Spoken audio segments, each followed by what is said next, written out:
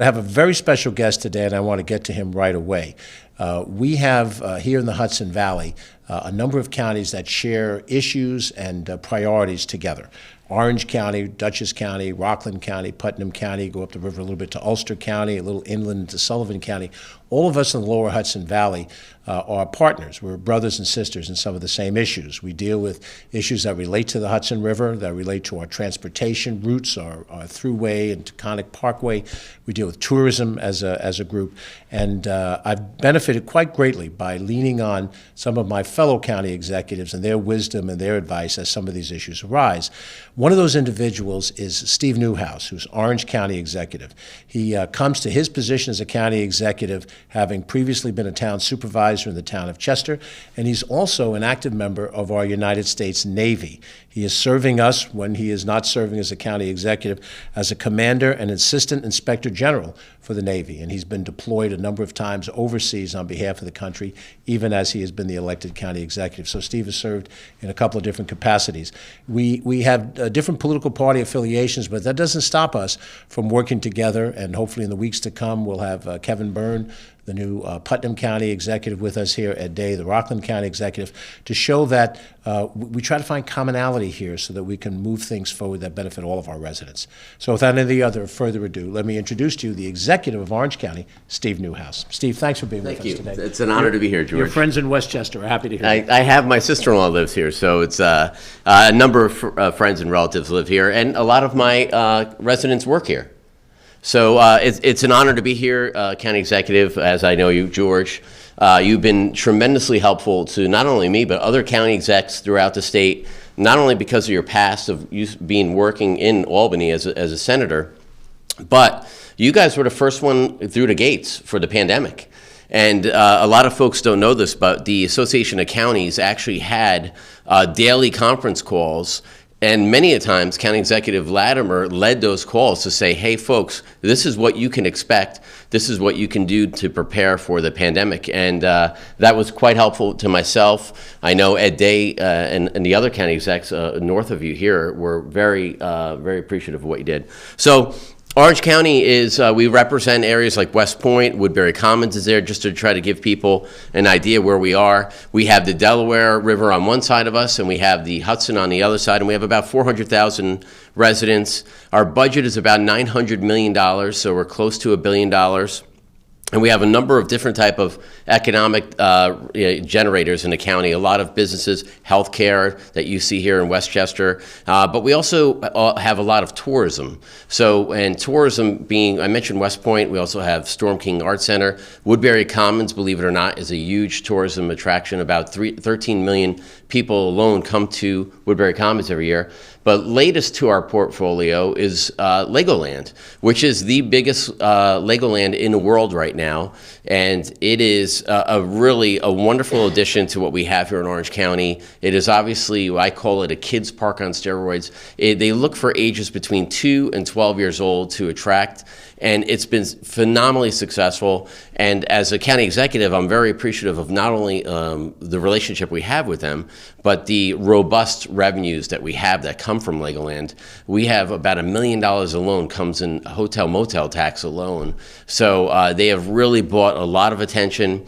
We're seeing spin-off tours of attractions, not only hotels coming, but other types of theme parks. We're seeing adventure theme parks. We're even looking, kicking the tires on bringing in a dinosaur park. So all these things are bringing not only revenue, but the jobs and attention to our county. We have a great budget. We've done very well financially. I've been in county executive 10 years now, and when I came in, it was very, very difficult, and we were struggling with revenues. But we are predominantly funded by sales tax, and then it breaks down into revenues coming from state and federal government and fees, as well as obviously property taxes. So sales tax is our bread and butter, so we want to continue to grow those private sector attracting businesses, as well as manufacturers, anybody that pays sales tax in Orange County. Why is that important? We have the lowest tax rate since 1963, and we think it could probably go, it's probably even longer than that, but the records that we have take us down to 1963. So we're actually seeing residents seeing a property tax bill relief. And I'm going to do my State of the County address in mid-April, and I'm going to use my personal house as an example to show people where the property taxes have gone down. So we're pretty proud of that. Another thing, I'm a military guy, as my friend George said. I've deployed 4 times in the last 12 years.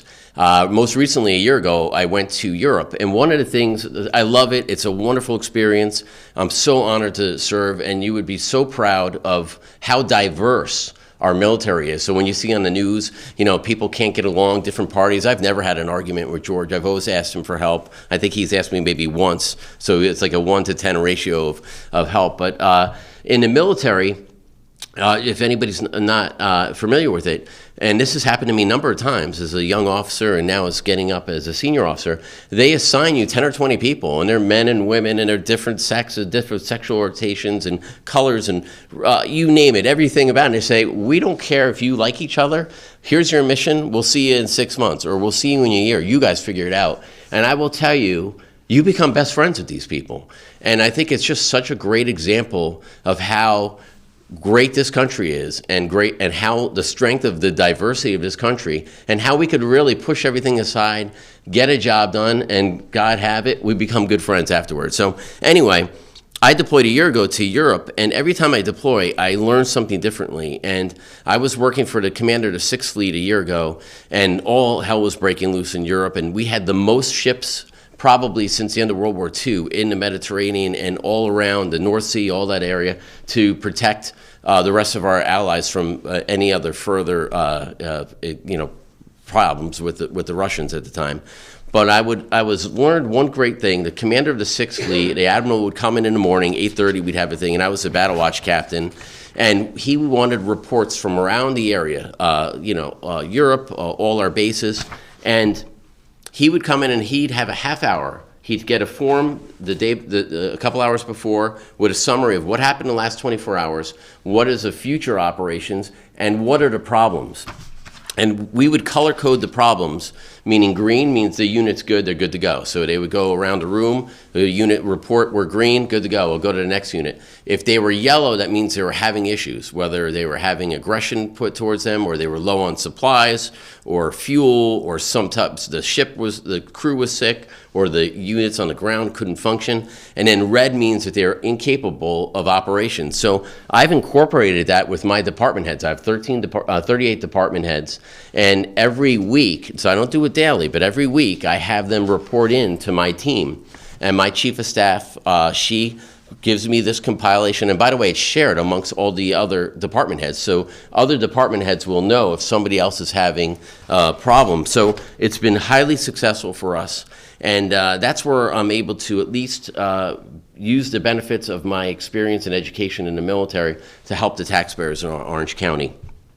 We have 3 cities, very diverse, and we have a number of municipalities, towns, and villages. And we work very close together. As the supervisor mentioned, as the county exec mentioned, I was a town supervisor before I was county executive. So every month I attend the monthly meeting of the supervisors and mayors. And I'm sitting there. They ask me to speak every month. I usually give a couple-minute update of what's going on. But it's immensely important, especially during emergency operations. And one of the biggest things that I'm going to end on talking about emergency management, one of the biggest fears I have, and I think every elected official, is seeing what happens across America, an active shooter situation, maybe a train derailment, mass casualty event. So we constantly train for all sorts of apocalyptic type of events. My commissioner of emergency management is a 35-year retired state trooper. The deputy commissioner, 30-plus years in Army Special Operations, was shot down in Afghanistan, was part of the bin Laden raid. So these people, as well as the men and women that make up our emergency team, are battle-hardened either in the military, fire, police, or EMS. So last year on Election Day, so just a few months ago, we did a full-scale active shooter drill at one of our schools. We brought in all the teachers. Now, I did it on Election Day because everybody was off. All the schools were closed. So I can bring in administrators and school representatives, teachers representatives, to watch how an active shooter scene actually plays out. We hired a videographer. We videotaped the entire thing. And I'm getting ready to release a a video that one is going to be meant towards faculty and staff of schools, one is going to be meant for parents, and one is going to be used for first responders as a training tool. The last thing I'm going to say about emergency management is what we learned about the Buffalo Bills, where the player had the heart attack on the field. Right away, he was administered CPR and life-saving skills. And one of my other things is past, I was a volunteer firefighter, and I remember showing up to someone's house on Christmas. A mother was not breathing, and I showed up at the house, and nobody at the house had known how to do CPR.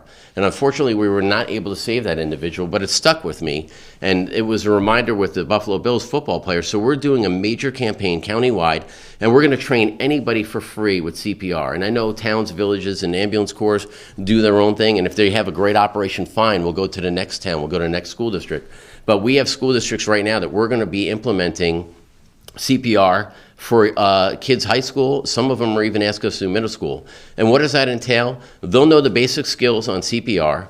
They will also know how to administer Narcan if the school chooses to allow that. We also have another mental health program where they're able to detect if maybe one of their family members or a classmate is suffering from some type of mental illness, and what type of resources are available for assistance. So we are super proud of what we're doing in emergency management. I have a phenomenal team. I'm just lucky to be the county executive here. And George, I really appreciate you welcoming me here today. You do a great operation. And again, all the help you give us is super helpful to the rest of the counties. We have 62 counties in New York State. 5 are in the borough of New York City. They're all part of our team, Republican and Democrat, and we really work well together to get the job done. So thank you. Steve, thank you very much. Appreciate being here today. Thank you. Steve Neuhaus, County Executive of Orange County. Thank you. And a great partner on these issues when they arise. It's a pleasure to work with you. Back in the COVID days, the governor at the time tossed down to county executives to make a decision about high-impact sports. So we were all on the phone. Mark Molinaro, who's now a congressman, Mary Ellen Odell, who's completed her service in Putnam, Steve, myself, and Ed Day. We were just 5 guys figuring it out. Yeah. And it's Thank a great you again. experience. I appreciate it. Thank you, Steve. Steve Neuhaus, thank you very much for being with us.